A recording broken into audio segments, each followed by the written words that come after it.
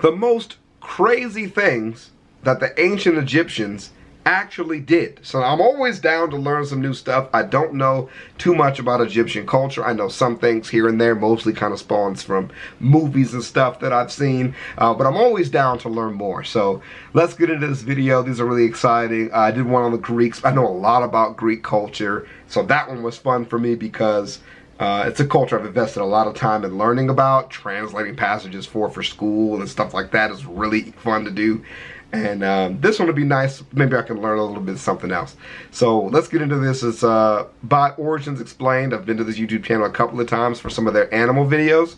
And so that's the first history one I'm doing, so let's get into it, man. What? From using cats to win a battle to spreading lead around their eyes, here are 9 crazy things the ancient Egyptians did. That is an old school breastfeeding picture. I don't know, I could just try to sneak that in there. With a furry fetish right there, bro. Oh, birds, come on. Oh!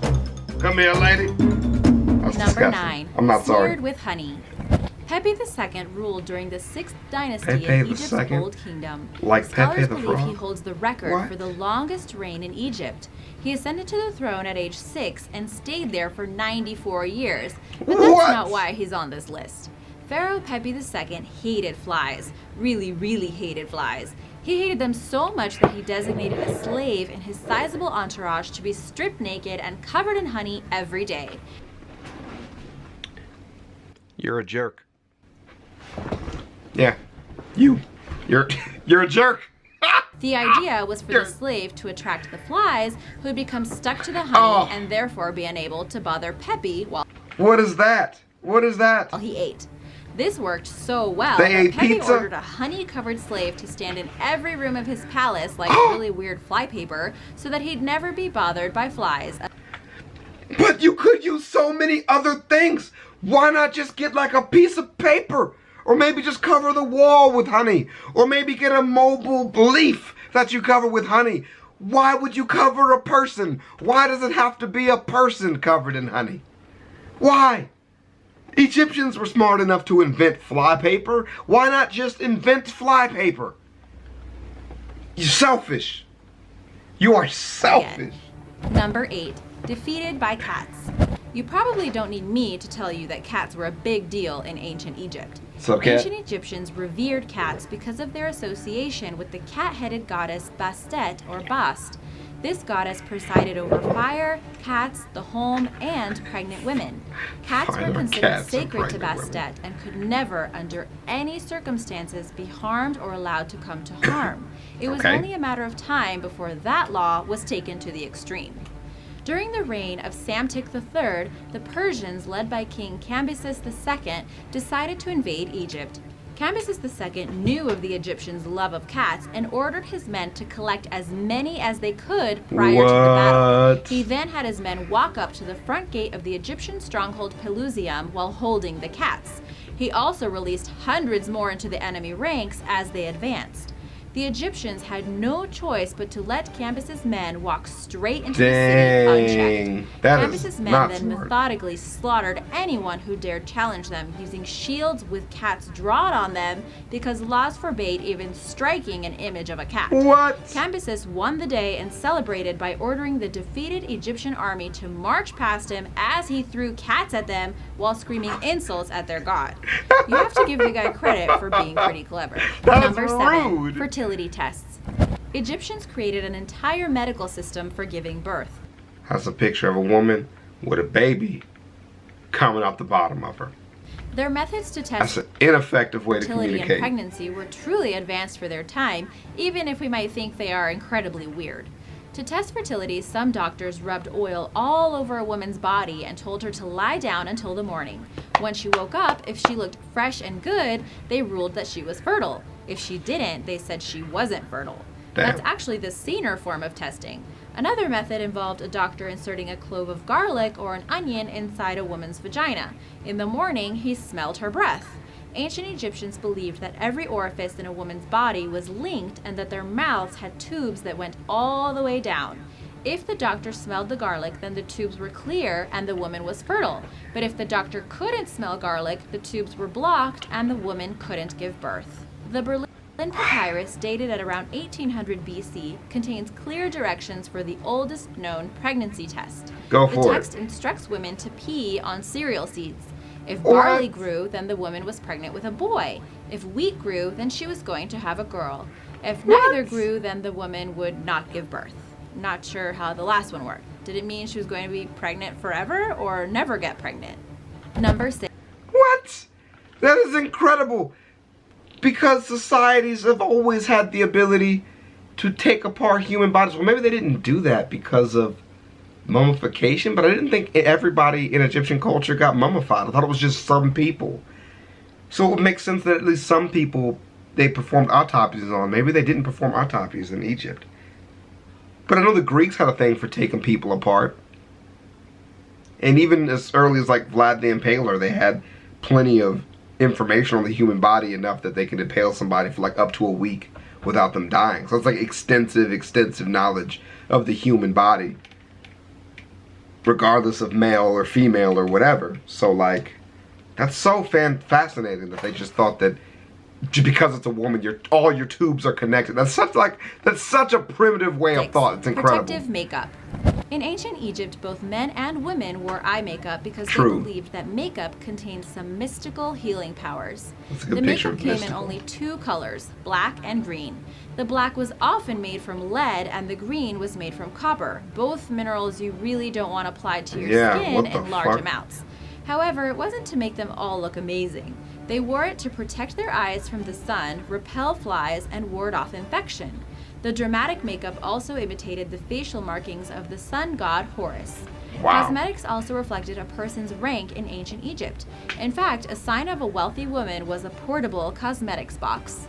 A further hint that this had little to do with pure aesthetics is what happened during the reign of Ramses III. Laborers went on strike because they were not provided with balms and massage oils, which they considered essential for their well-being. Number 5. That's Harsh actually funny. punishment. Harsh punishments for crime are not unknown in the ancient world, and certainly not in ancient Egypt. According to one text, the punishment for a major crime is described as 100 blows and 5 wounds. Oh, Some my studies Lord. carried out on skeletons found in Amarna, an ancient Egyptian city, gave researchers reason to believe that this may have been a real punishment. Oh my They God. found skeletons with gashes on the shoulder blade area.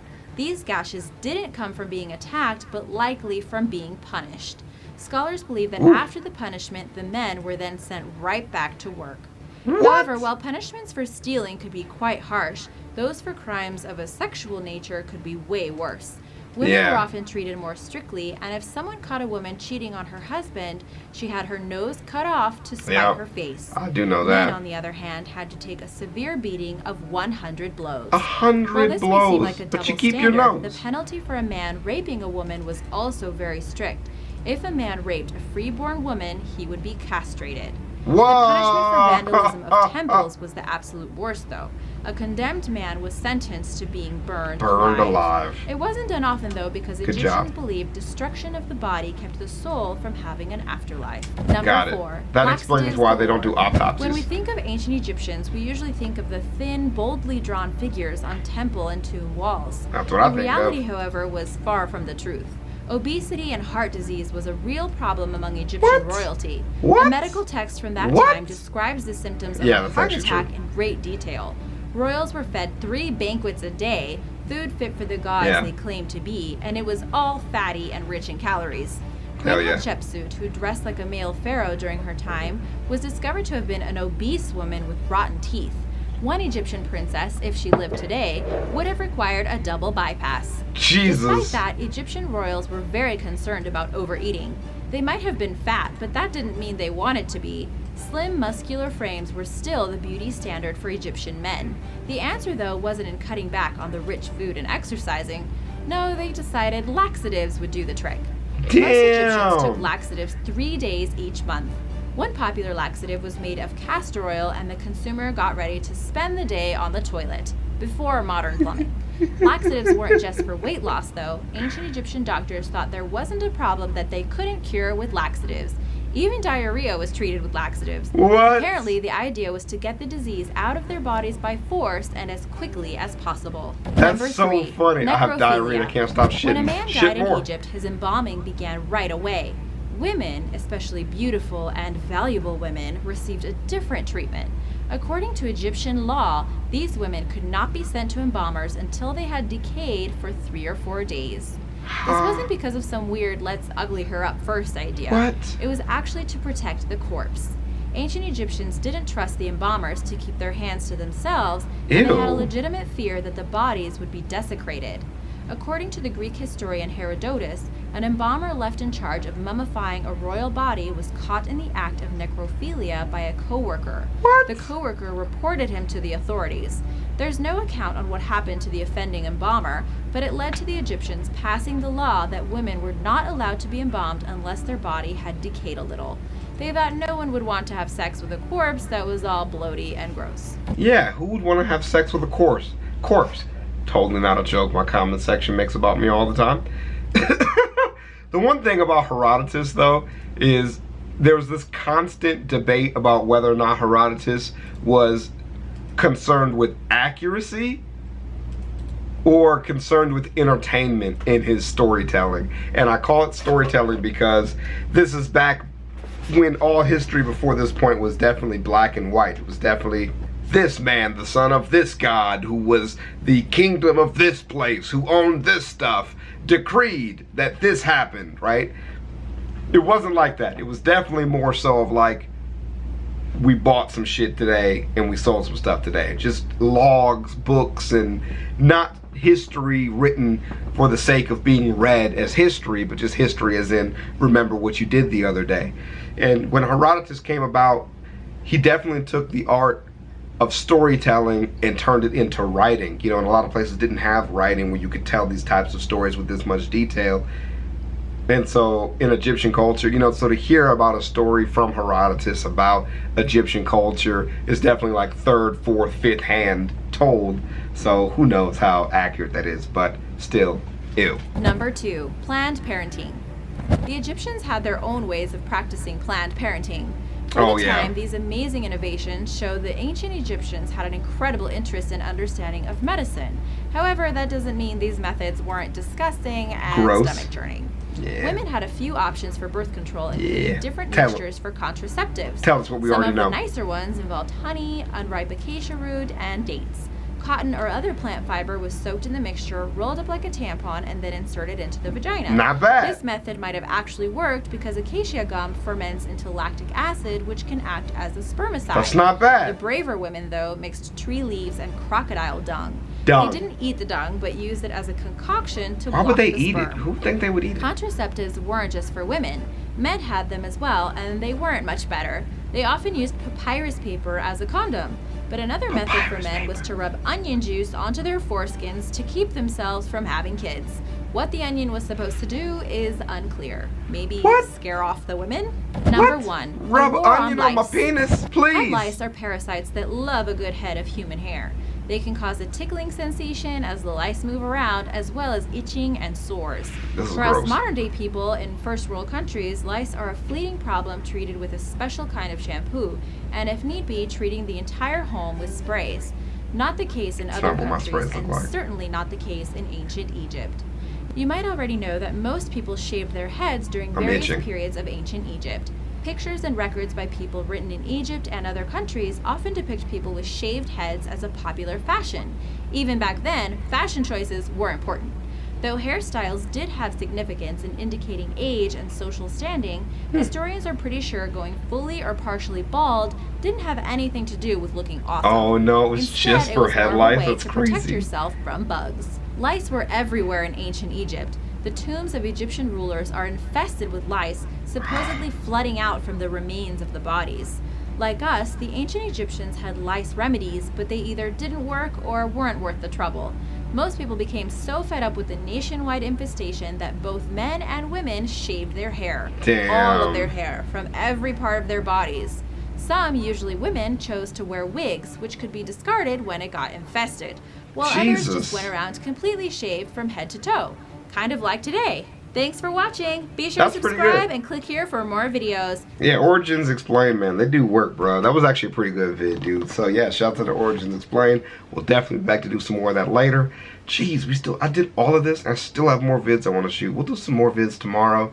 I'll definitely do some more SAO tomorrow. I definitely want to do some more Gmod from Vanoss. I haven't done that in a minute. And I don't know, another Try Not to Laugh challenge probably. There's still so much more I want to shoot, dude. So I'm excited to be back, feeling good. And I'll see you guys around, man. Peace.